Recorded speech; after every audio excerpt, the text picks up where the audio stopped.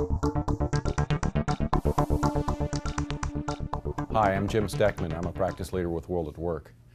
Today's topic is how many sales plans should an organization have? This is a question we get perennially, and it's a question that has a lot of merit, because on the one hand, with respect to sales compensation, we really advocate that you should try and simplify so that the sales force can be really ultra-focused on the behaviors that you expect and the customers you expect them to sell to and the products that you're asking them to sell.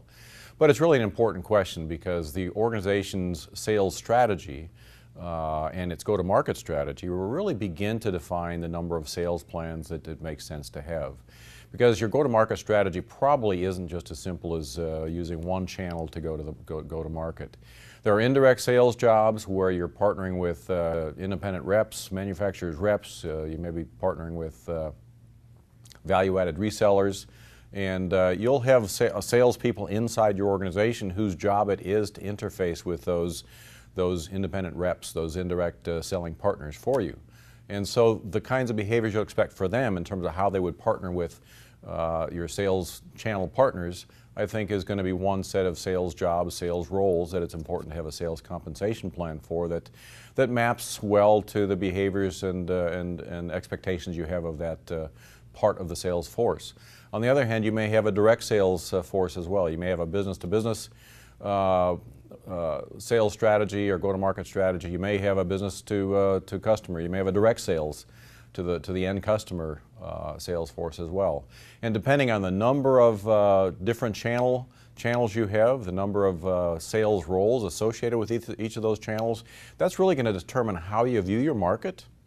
It's going to be determined by how you view your market, and it's going to also depend on how you view your customer base and how you can best reach them and how you can influence their purchase decisions. It's that question there, how can you best influence the customer's decision to purchase, that it begins to define the kinds of roles you have in your organization. And the number of sales roles you have is really going to be the key determinant in terms of the number of sales plans you have.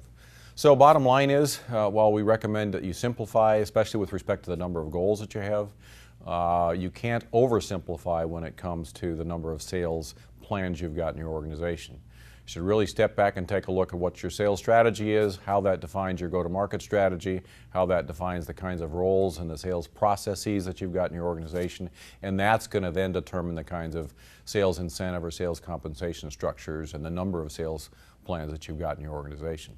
So, in essence, it depends.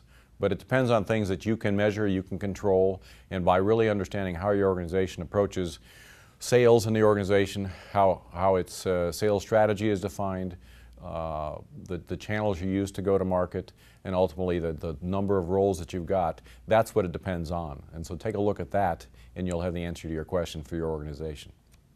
For WorldatWork TV, I'm Jim Stoeckmann.